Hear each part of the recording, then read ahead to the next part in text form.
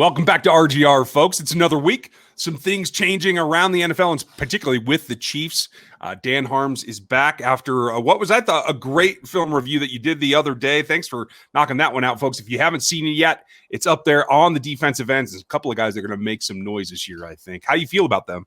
Those are the three guys that I really think that have the best chance of making a solid impact on that rotation on the defensive end side. So I'm pretty happy with the depth they have at defensive end, and you could throw easily, Mike Dana or any of those other guys that are in there. I think Dana might actually have the best shot. I didn't really particularly care for Harris's end of the season and into the playoffs. I just don't think he was effective at all.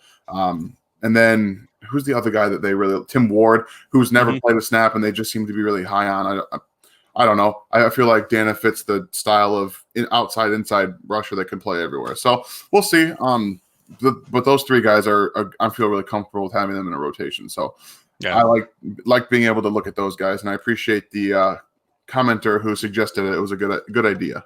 Yeah, for sure. And I'm with you on Dan. I like the inside-outside. I think they might end up keeping Harris or Ward around if he is as explosive as they say and he's fully recovered, just to have a change-up guy that is more about speed rather than the power combo. But, that's one position I think they have locked down. I think the hiccup here is what we found out over the weekend, that Alex Brown has torn his ACL.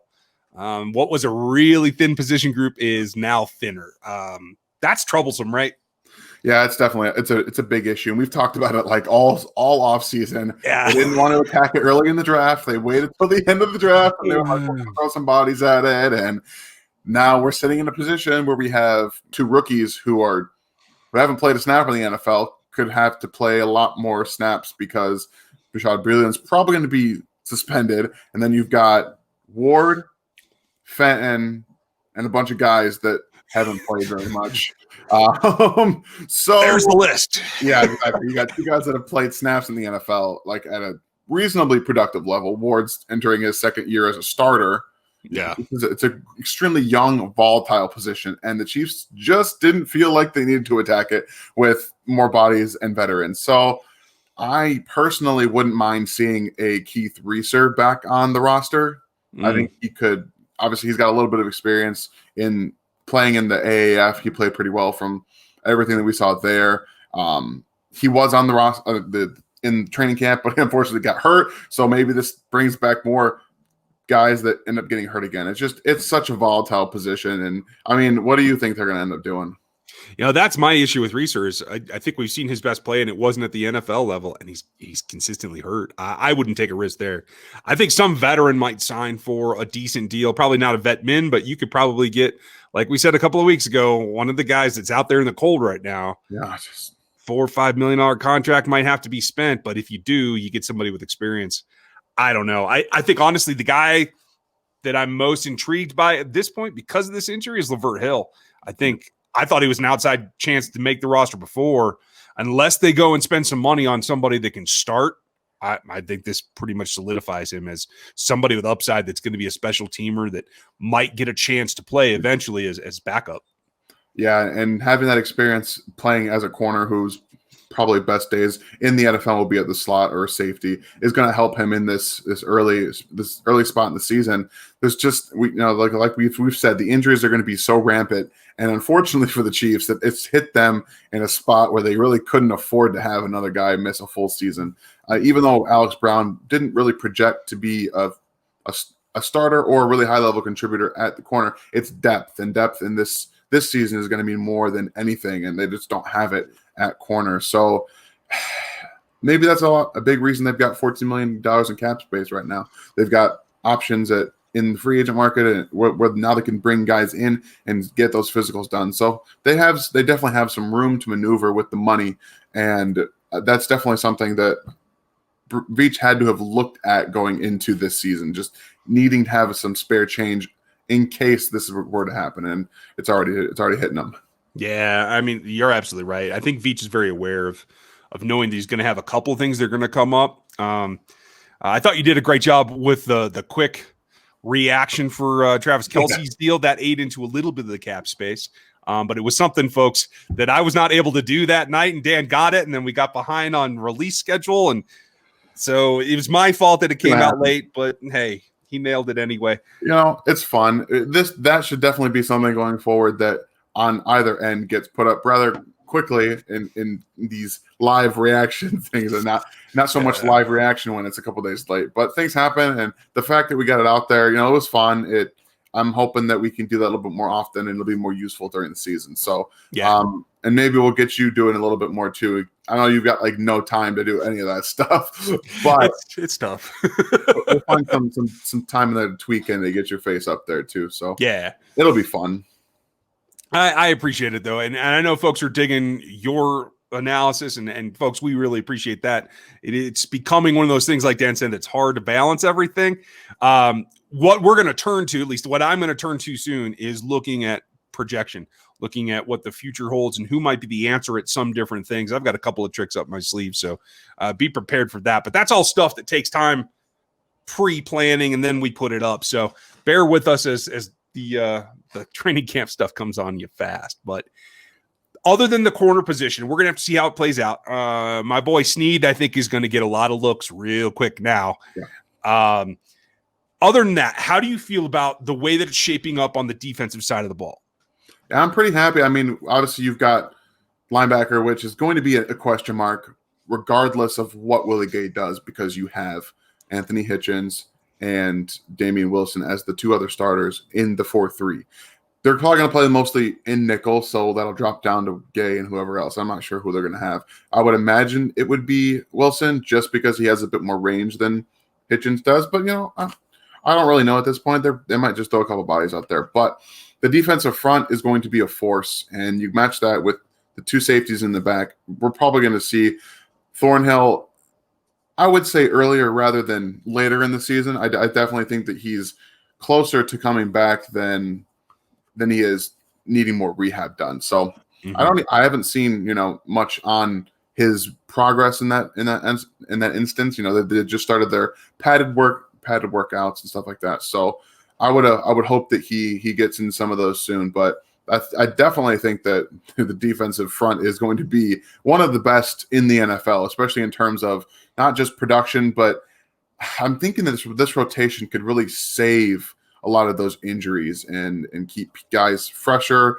and healthier during in the season. And then you've got guys like Harris and Ward that can be on the practice squad, or Dana, whoever it is, can come up and still shouldn't see too big of a drop off in what they're looking for. So I'm pretty comfortable with how the defense looks. And as long as we don't get more injuries at corner, hope that Trevor Ward doesn't tweak anything, because if he does, they are going to have to start playing. Some real interesting things are going to be happening in that secondary. If Ward or Fenton or even Breeland, when he comes back, gets hurt, it's going to be it's dicey right now. If Ward pulls a hamstring, Tremaine Johnson, come on down. Yep. It's the price is right for him, whatever that price is, because this is going to get nasty.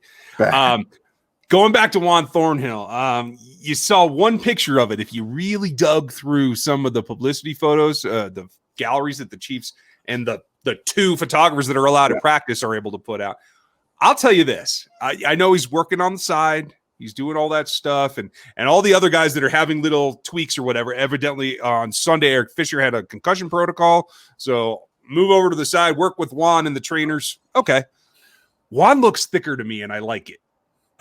It's not just about the lower body rehab. It's about that extra time that you have to build up some other things. And his shoulders look a little bit wider to me.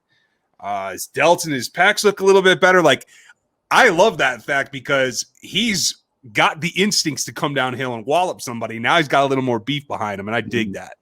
Yeah, I think that they can start moving him around a bit too. If you got some other safeties that you can play out, maybe you get Snead back there playing deep, or even Hill, or any of these guys, you can start to throw Thornhill down in the box and just really start messing with defenses. Like, wait, why is there free safety down in the box? And he doesn't look like a free safety anymore. What's going on? So yeah, they're going to be playing with the offensive lines and some offenses with just the way that they can throw some just different packages at people. And I like having multiple safeties and corners that can play safety and all the different variances that they really throw at guys. But I think I want to switch over to the offensive side a little bit, and I want to talk to you about Garrett Dieter. Always scoring points with you. Gee. No, this is not scoring. Well, technically it is scoring points, but it's 7-on-7 because everyone freaks out about 7-on-7. And Garrett Dieter over the weekend was having a phenomenal practice with Mahomes. I think he counted for 4 touchdowns during 7-on-7. This is something that we deal with every training camp. Mm-hmm. And I don't have any issues with Garrett Dieter as a player. I want everyone to understand that you can be a great player, a great teammate, and all that kind of stuff. I don't have any issues with with wanting him on the team. He makes team. Good for him. He's been working with Travis Kelce. We know he's been working with Patrick. He works with them every offseason. But this wide receiver room is packed, and Garrett Dieter has been on the team. This is his third or fourth year. I don't recall exactly, but he's always been an end of roster and training camp guy. So what do you think is going to happen with him this year? Because it looks like it's down to 2 guys making that final wide receiver spot between Jody Fortson and Garrett Dieter. And I want to know what you think is going to happen right now. Well, I think Garrett Dieter is what he is. I think he's showing you exactly what he's been every time he's been here. He's dedicated. He works his butt off.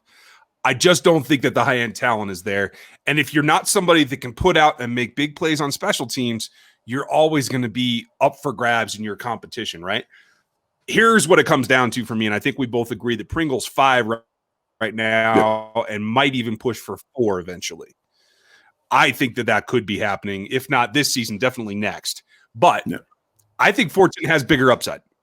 Not only is he physically bigger, that if they get in a situation where they want to go get it at the crossbar or the fade in the corner, that they don't usually do. If they want to shift, because the way defenses are going to pack them in, they're going to play that middle zone more because they're going to be looking for Hill out of the slot. They're going to be looking for Kelce out of his alignment unless he's split way wide. So that leaves the corners of the end zones a little more open, in my opinion. And I think that allows possibly you to switch gears and pull in a little bit of that stuff. I think Fortson has the bigger upside, and I think he's willing to play special teams. Now, I will give him this. One big play that Dieter had, I think it was against the Patriots. It got called back, and that was a great special teams play. And we can't forget that he has made some plays. I think it's going to come down to that competition for Dave Tove's slot and what you do with it. At the end of the day, whoever makes it, makes it. But my money would probably be on Fortson having the better projection long term. And I can get that. But my thing with Fortson is since we haven't seen anything. We don't get to see how they're working their route tree, how they're working their stem. I think that Dieter would have the upper hand just on creating separation alone. And I think that, short area quickness, I don't know anything about him because we don't have much tape on either of these guys, even in training camp or what we've seen in the going forward. But I do know that he's got more wiggle in him and ability to separate at the line of scrimmage and in the first 5 or 10 yards. And that's something that I don't know that Fortson's had the opportunity to really get better at. He's got the size. I think he's got good enough speed to play on the outside if they want to go more that big physical, go up and get the ball thing. But I've been pounding the table for this ever since Andy Reid came in and they drafted Chris Connolly. Chris Connolly's job was to go up and get the football. Yep. Set the record of the combine for the vert, and they just didn't do it. So until they make an attempt to do that, I'm not going to hold my breath. And so for me, maybe, since we've seen Dieter have more of that come in and just work, put your head down, maybe he's willing to play more special teams. Who knows? Like we said, it's going to come down to just that final spot and who's willing to actually put in all the work there. And I think that having a bit more opportunity to create separation in that 5 to 15 yard area, it just seems to be a little bit more what Reid wants to go with instead of throw it up. Even though I want them to, I desperately want them to. And although I will tell you this, I did Fortson's film coming out of college, and his route running was rounded. It wasn't crisp. He still separated as much as Dieter has in the league. Okay. So there's a hill to climb there, but again, any kind of maturation there and coaching, I feel, again, should move him ahead. But like you said, we won't know until we know. This is for you, Chiefs. Live stream the training camp. Live stream it. I know. At least give us the 7-on-7s. Just give us something. We need a little bit of something. Otherwise, we're making assumptions based on absolutely nothing that we've seen this past offseason. We're all going off a 3-year-old film at this point. Exactly. We got nothing, especially for these guys that haven't played snaps in the NFL for that long. You know, Dater had a couple in 2018, but we don't have anything from this last year for him. So just a little bit, just a little. Although I will put the caveat out there. If you guys missed it, you can go back. I tweeted it out over the weekend. I did interview Jody Fortson last camp. So you can go hear from him himself, and he'll tell you where he was at that point. It was a great interview. But both Herbie Teope and Nate Taylor are the two guys at practice who are talking him up now. Yep. So while we can't see, I take a little bit of onus from that, and that the guys that do have eyes on are noticing improvement. So it's just, hey, if we're worried about the 6 wide receiver spot, I think we're pretty good in offense. Okay. Yeah, we know the first 5 are just gonna make it. Like we already know who it's gonna be. Maybe they don't keep 5. Maybe they keep an extra offensive lineman, which probably make a little bit more sense considering everything that's going on. So you know they have depth at wide receiver. They've got all that going for them. So I think that they might end up taking an extra offensive lineman this year. It'd be smart considering all the injuries that we have talked about, we've assumed, and that kind of thing. And I haven't heard anything about Martinez Rankin being anywhere. Have you? No, we're not going to put much faith in that. Yeah, I was a little confused because I saw that Eric Fisher had a bit of a like I said, the concussion protocol, but what I haven't seen him being worked with anybody. I haven't seen any updates on him at all. We've seen some about Thornhill, who's also on the PUP list, but nothing about Rankin. That makes me a little bit worried about his recovery, availability, and recovery for this season if we're even going to see him. Yeah, mine as well. I mean, clearly it was not as late as Juan Thornhill's injury, but for a lineman, a knee injury is a lot different than a DB. So you can expect a slightly extended timeline for that. It just sounds like he's not recovering his strength fast enough that they're even giving him a look at returning off the pup. So I expect him to be there for at least the 6 weeks, and then we'll see if he comes back during the season. It might be an extended process for Martinez Rankin, and that's unfortunate because I think he does have upside still. Yeah, and unfortunately, I really liked his tape when he came in. I think that they utilized him properly. They moved around a couple different times. He played tackle, he played guard, and I think that he was best suited at guard. Obviously, he has the profile to play at the tackle and everything like that. But I think the Remmers best suits that for this year. I just lost the word. I lost the word for it. Versatility. No, not that. that's a word for everything. Oh my gosh, I'm going to lose this. I'm going to freak out. I'm going to remember it after this whole thing and have to say it later. Well, let me sideswipe for you. Remmers can play 4 positions, and you can plug them in anywhere you want. Swing tackle. That's what it is. There you go. See, I just need a little kick. Yeah. So I liked Rankin's ability to come in and do that, but now this is going to probably open up spots for possibly Durant and Darrel Williams that were both undrafted free agents. So especially with Lucas Niang not playing this year, they're going to have to look at these undrafted free agents a little bit harder, especially on the offensive line. Maybe they look to bring in another veteran. I don't know if at this point that's what they want to do, but it's going to put more pressure on Allegretti definitely in his second year to be that guy in case anyone gets hurt. Like he's going to have to be able to come in and play snaps immediately. So the depth on the offensive line is looking a little shaky at this point. I know they added Osenele, so the starting rotation gets a little bit better, but now the depth is definitely hurt, and we don't know if Rankin's going to come back. So, yeah, those undrafted free agent guys are looking like they're going to have to fill spots, and it's going to be dicey if anyone starts to get hurt. So I'm a little worried about the offense, but Andy Reid's always been able to make, late-round picks and just guys come in and make it work. So I'm less worried than I would be if, this was a different head coach and different offensive line coach. Well, and you got to remember, too, we're at the point now, just in terms of number of practices, we're not even at the point where they would have played a preseason game yet. That's true. Yeah. So the young guys are very, very early in practicing this sport at this level. That will change. Right now, from what I understand and what I've heard from people who've seen it, Ryder is getting all the reps with the ones at center. Mm-hmm. And Allegretti's holding his own with the 2s. That doesn't necessarily project great to getting in with the starting group, but that doesn't mean he can't. Yeah. He is another guy that I think had the upside. And so if he can start to put it together here in the next couple of weeks as they practice, this is where you see guys grab their job. This is where they make strides. So folks, don't count anybody out yet. But this, I know it feels really late because what are we, the 14th, 16th, 38th of August, and it feels like it should be ready, but we're still really on like the first week of training camp for all intents and purposes. Really, it's the first week of off season. Yeah, yeah, right. They had nothing, so this is all just, it's all the first that we're getting to, they're all getting to see with each other, and it's going to take time. And that first 4 weeks of the season is going to be there's going to be a lot of errors. Just be ready to see preseason football for the first 4 weeks of the season. I think that's pretty, that should be the expectation for this season. And that's just going to be how it is. You're going to see a lot of mistakes, a lot of young guys out there, especially on defense. Yep. At corner, on the offensive line possibly, but I wasn't going to bring this up, but I really want to now because we're talking about offense. Just before that though, what's your last takeaway just for where we're at right now? Oh, I think that everything is really how it should be. We've seen some groin tweaks and soft tissue issues that we've talked about. I think Sammy Watkins had one, a little groin injury. I think he'll be fine.